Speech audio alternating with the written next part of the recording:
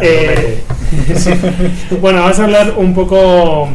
esto ya estamos hablando de un poco de misterio, porque no sabemos si es verdad o es mentira o qué pasa. ¿Estamos divulgando un misterio? Sí, pero vamos a ver un poco un supuesto caballo de Troya en las dos guerras mundiales, ¿verdad? Exactamente, Irlanda. ¿Qué pasó con Irlanda en las guerras mundiales?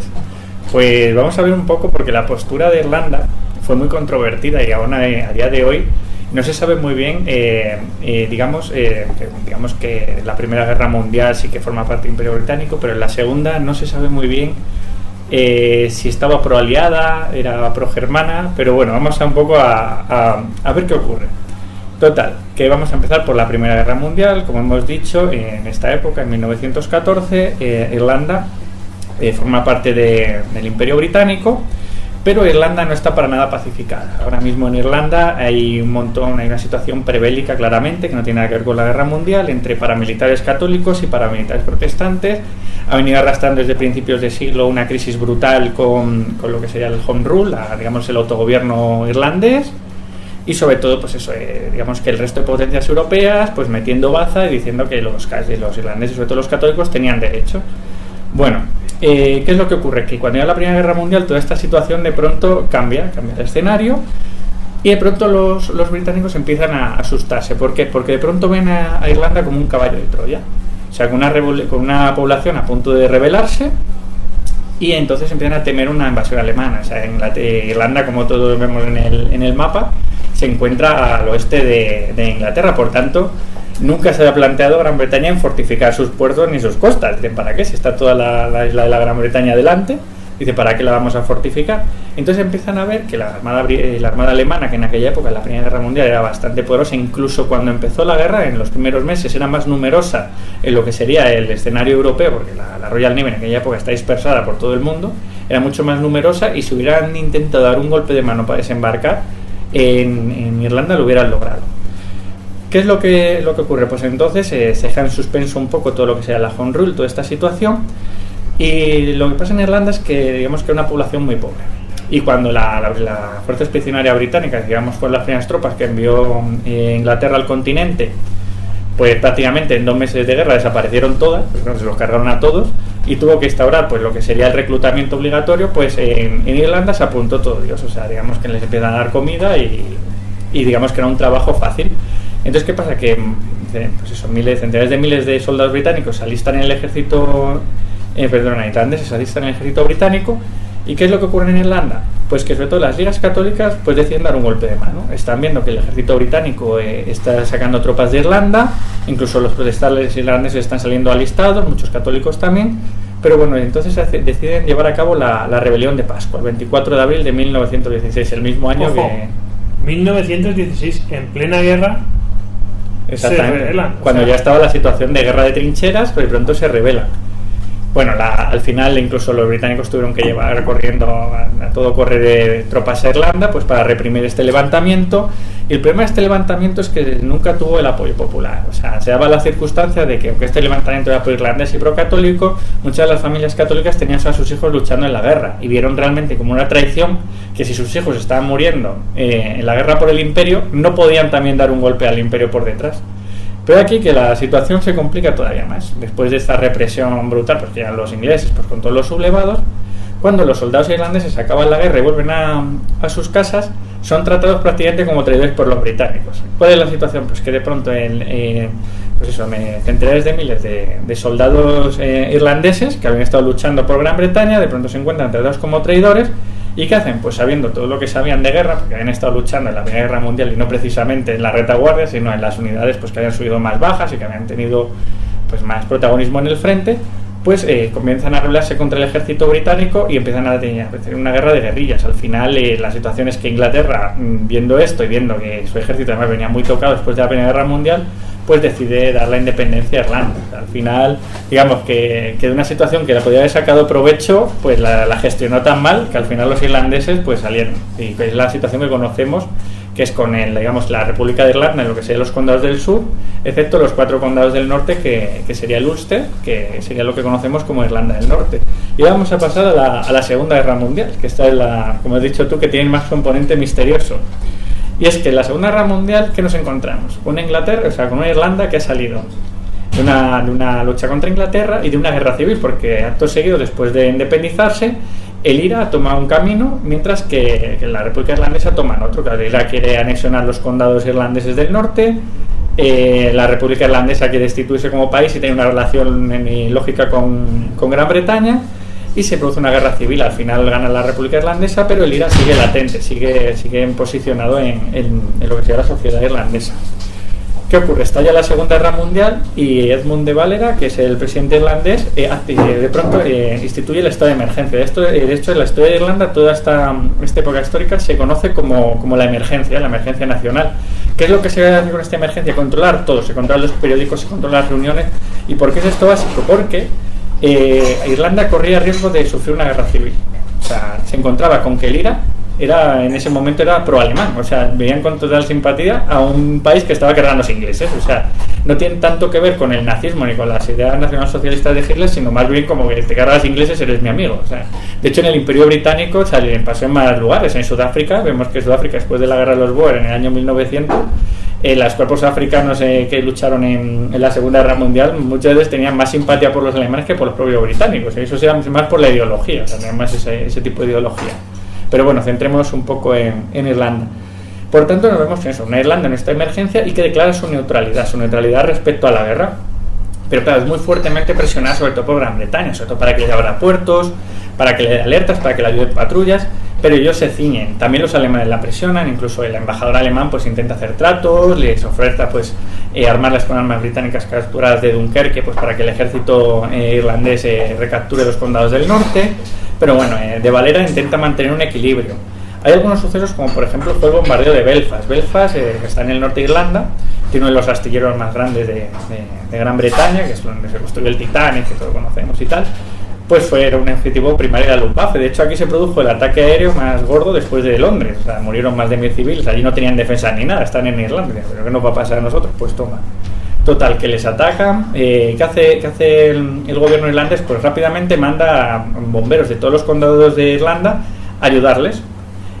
Claro, diciendo, bueno, son irlandeses, en el fondo son irlandeses, son de nosotros, intenta hacer un acto político, pero los alemanes no se sientan nada bien y cogen y bombardean Dublín con dos narices. O sea, claro, entonces ahí dejan un poco a los irlandeses en esa posición. Vaya, macho. Sí, entonces durante toda la guerra mundial tuvo que mantener un equilibrio. De hecho, aquí hay cosas misteriosas. Por ejemplo, se ve que cuando murió Hitler, de Valera fue al embajador alemán a darle el pésame. Y claro, este gesto, por ejemplo, volvió a los aliados del revés. Dice, ¿pero qué estás haciendo? Claro, de pronto, diciendo, pues si Roosevelt, por ejemplo, ha muerto y no ha sido el embajador americano a decirle eso, o sea, ¿qué está haciendo? ¿Eres pro-nazi y no eres pro-nazi? Entonces, la situación de Irlanda era muy difícil. También podemos ver, por ejemplo, otro detalle, que el día el famoso desembarco en Normandía tuvo su visto bueno por los partes meteorológicos que eran desde el condado de Mayo, que fueron los que dieron el aviso de que sí iba a haber buen tiempo y que se podía llevar a cabo la invasión. O sea, sí que estuvo jugando ya dos bandas. Y la verdad es que de Valera con este estado de emergencia lo que intentó es controlar a la policía, controlar a todas las fuerzas para que Irlanda no se convirtiera en un nido de espía y no fuera utilizada por las grandes potencias. De hecho, ya como punto final podemos decir que Churchill al final de la guerra, en un discurso que dio, habló de que a ellos les había costado muchísimo no invadir Irlanda, porque la veían ahí sola, que podía ser una cabeza de puente contra Gran Bretaña, la veían como una puñalada en el costado.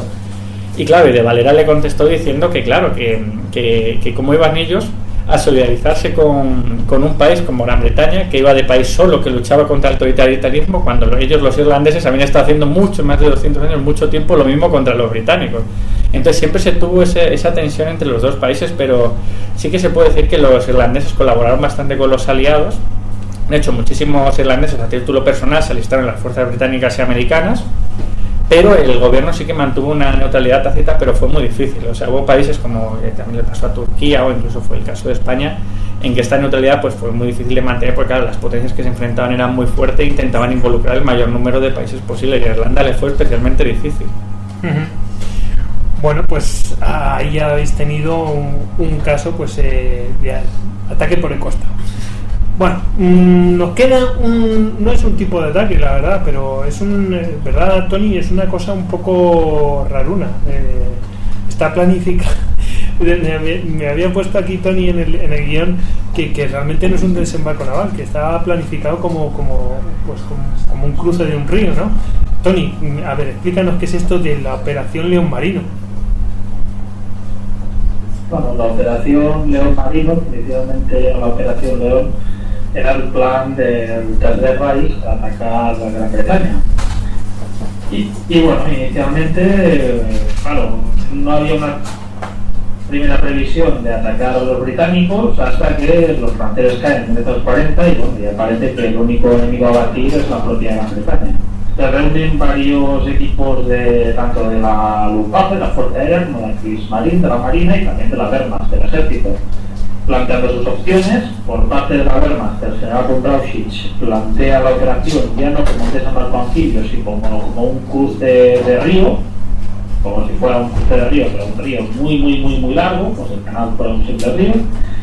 Y al final, pues todas estas disquisiciones llevan a la Directiva 16 del 7 de junio de 1940, en que la operación, que inicialmente se llamaba León, se llama León Marino, y en la que se establecen varias prioridades. Primera, conseguir la invasión. La Luftwaffe debería tener la superioridad aérea de la Fuerza Aérea Británica como requisito esencial para establecer una carta de puente, lanzando tropas aéreas transportadas al interior, luego antes de desembarcarse el ejército, y que tras esto la tarea de la Fuerza Aérea, la Luftwaffe, sería como artillería de apoyo del ejército y la marina, además de evitar cualquier ataque a las líneas de comunicación y suministros de la Fuerza Expedicionaria Alemana.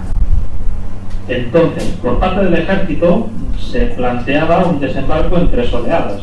Una primera oleada de entre 11 o 13 divisiones de infantería y tropas de montaña, una posterior segunda oleada que incluiría 8 divisiones Panzer y motorizadas, y una tercera que sería formada por 6 divisiones de infantería. Entonces, el ejército debería de ejecutar un desembarco por sorpresa en un estrecho frente de unas 20 millas entre Heiß y Wien. Y luego, en orden de prioridad, las fuerzas transportadas que han sido lanzadas allí previamente, los de Folkestone y Dover, y extender la cabeza del puente hacia el interior, en una línea entre Ray y Feilbersham, intentando tomar los aeródromos que Buffett pudiera operar desde el suelo británico lo antes posible. ¿Qué papel le queda a la Marina? Pues a la Marina le queda más que nada un papel quizá más de negar las aguas británicas a la Royal Navy, a la Marina Británica, por medio de minas, como también ataques de submarinos, aunque donde no llegaran podría también complementarles la Fuerza Aérea. Durante la guerra hay bastantes casos en que la Luftwaffe, con superioridad aérea, consigue hundir buques de la Royal Navy, como por ejemplo en Creta. Y bueno, no es bien alemán, pero tenemos también el caso de los buques del HMS Prince of Wales y el Repulse, que son hundidos de acción aeronaval japonesa. Pues suponga, así que muy blindados que sean esos acorazados, pues una bomba les consigue también afectar.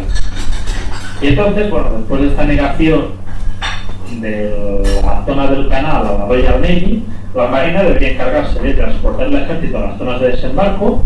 Posteriormente, cooperando con la Luftwaffe, con la Fuerza Aérea, evitar las interferencias en las líneas de suministros y comunicación, y también encargarse de la gestión de los puertos capturados, pues comentábamos antes, de Folkestone y Dover, y posteriormente dejarlos para que allí puedan desembarcar las posteriores oleadas de tropas alemanas. Es un plan muy ambicioso, evidentemente el FICA tuvo una ventana de oportunidades. Hay autores como Kenneth Maxi que dicen que en julio, si se hubiera conseguido superioridad aérea, y eso es una importante condición, importante sí, podría haber tenido éxito, pero bueno, que posteriormente, pues tal como fue la batalla de Inglaterra, fue teniendo prioridad, pero que llegó la operación Barbarroja, y la historia, pues, ya podemos dejar para un próximo Histocast, o si hacemos otra charla sobre cómo invadir Rusia. Sí, o otro de What Ifs o algo así, no sé. En fin. Bueno, ya casi hemos llegado al final, y la parte final que queríamos comentar es cómo está la situación actualmente. Bueno, pues aquí Tony nos ha dejado escrito que a día de hoy que sería un momento casi perfecto.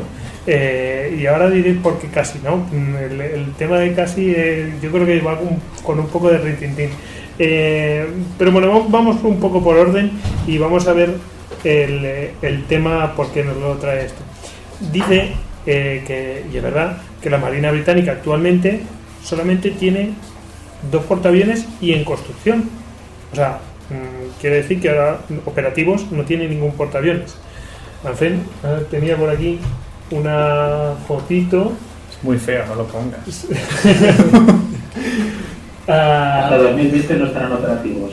Hasta el 2020 no estará operativo. Pues fíjate, creo que no sé si uno ya salía, pero claro, hasta que no plenamente operativo no estará, salía del astillero.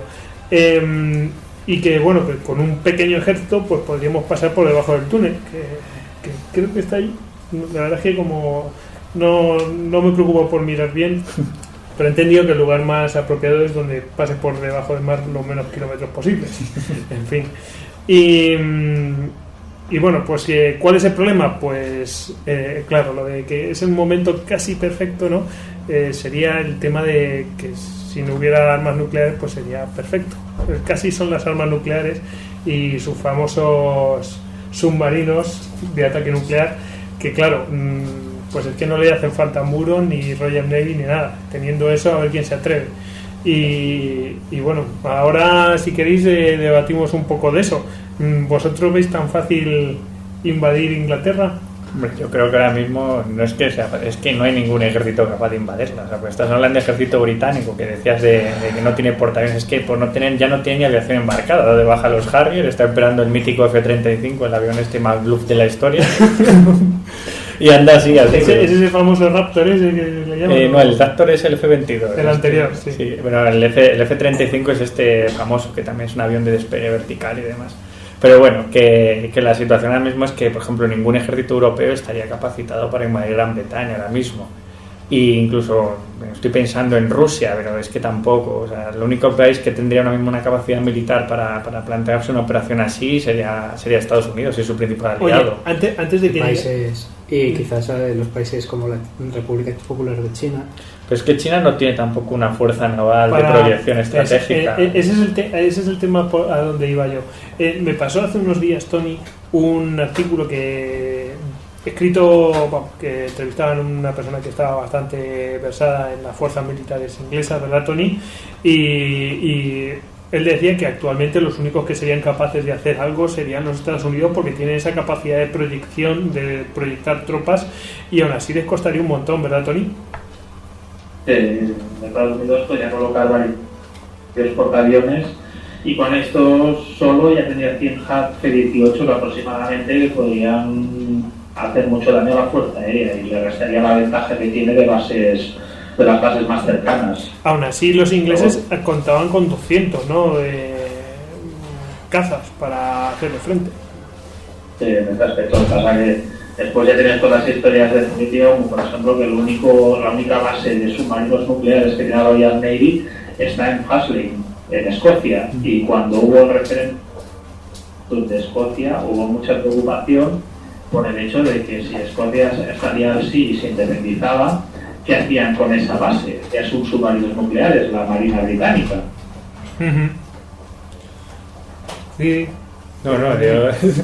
Yo simplemente decir que cuando hablabas de lo de los portaaviones, la proyección americana, aquí también nos encontramos que los americanos también han hecho un poco de bajar el pistón después de la Guerra Fría, porque si tú ves la aviación que tenía un portaaviones en los años 80, es más poderosa que la que hay ahora. O sea, ahora mismo un portaaviones estándar de la Navy americana lo que lleva son Super Hornet. O sea, el Hornet realmente, el F-18 es un avión de ataque, o sea, no es un caza puro. Por tanto, yo creo que en un intento de ataque a Gran Bretaña los Tornado y los Eurofighters sí que les podían dar más guerra que a lo mejor si tuvieran los Tomcat, que los dieron de baja en el 2004. O sea, que ahí también vemos que la Armada Americana ha bajado un poco el pistón. Y bueno, nada, simplemente decir que en el tema submarinos sí que no sé cuántos tiene ahora mismo Gran Bretaña, pero vamos, tiene también submarinos de ataque y de... Sí. Y la clase Vanguard. Sí, la clase Vanguard, que son como el Tireless, ¿no? Estos famosos y demás, pero vamos, yo creo que ahora mismo Estados Unidos, que tiene la clase Ohio, la clase Los Ángeles y los Seawolf, o sea, también, vamos, se puede pulir Gran Bretaña nuclearmente 20 veces, o sea, Ahora mismo estamos en una fase de la historia en que estamos, pues como decía Alex al principio, yo creo que estamos un poco como el Imperio Romano. O sea, ahora mismo hay una potencia muy potente y que es muy, o sea, no hay potencias en el mundo ahora mismo que la puedan hacer sombra militarmente, sobre todo en temas de tecnología y demás. O sea, es una situación un poco anómala en la historia. Bueno, pues si nadie quiere añadir algo más, ¿alguno de los oyentes de los presentes quiere decir algo? Si no, finalizamos. Decimos bibliografía y Alex. Animal, cobarde. Bueno. No nos dejéis solos aquí. Pero tú sabes el tiempo que hemos estado, normal, Sí, ya que pase. Madre mía. Bueno, pues a ver, bibliografía, muy brevemente. Para el tema de... Así que tratan un poco el tema de los jacobitas en Escocia, pues un libro, Rincones de la Historia de España, de León Arsenal y Fernando del Prado. Os voy a dejar también el link del listado de invasiones de 1066, ese del Daily Mail. Y tú, Tony, creo que habías traído dos o... No, este creo que es tuyo. De Pavana. El de Invasión, de German Invasion of England. No, ese no. Pues este creo que es de Tony. Es uno de los 40 de Kenneth Maxi. Este es un libro de Kenneth Maxi que cualquiera me lo pidas lo puedo mirar de conseguir, hablando de cerveza, lo ofrece módico. Y me parece que es de las mejores. He leído unas cuantas historias sobre cómo sería la operación León Marino y esta totalmente es con la que me quedo. Y no podía dejar de evitar de comentar también que hay un libro de Miguel Rey y Carlos Canales, que es En Tierra Extrañas, que tiene militares españolas, que también complementa bastante la parte de Pedro del Águila, de las expediciones jacobitas y así. Bueno, yo había puesto aquí en las presentaciones una portada de Devil's Deal, de David O'Donoghue, en el cual pues habla de un supuesto acuerdo entre los nazis y los irlandeses. En fin.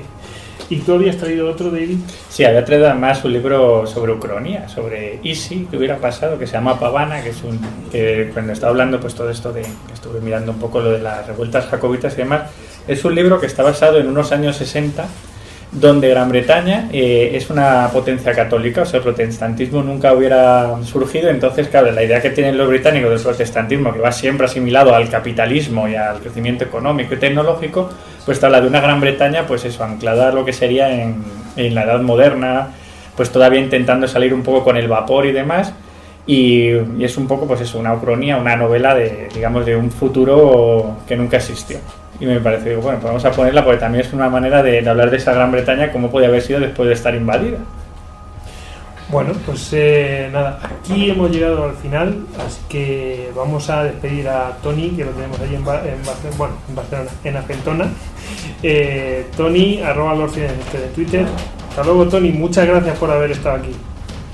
A vosotros por vuestra paciencia y por aguantarme. Un abrazo y cuidaros mucho. Un abrazo, Tony. Un abrazo, Venga, Tony, tío. que te quiere. Vamos a despedir a Alejandro HDS Talún en Twitter. Venga. Venga, compadres, nos vemos para la próxima. A David, @DavidNaga en Twitter. Bueno, si os quiere. Bueno, y me despido yo, @Gojix_Salduero. Ya sabéis que estamos en Twitter, en @Istocast, en Facebook, en Google Plus y en Pinterest. Cualquier cosa, istocast.com y nada. Ahora, a despedirse todos. Venga. Adiós. Chao, adiós. Si os quiere. Antes y después.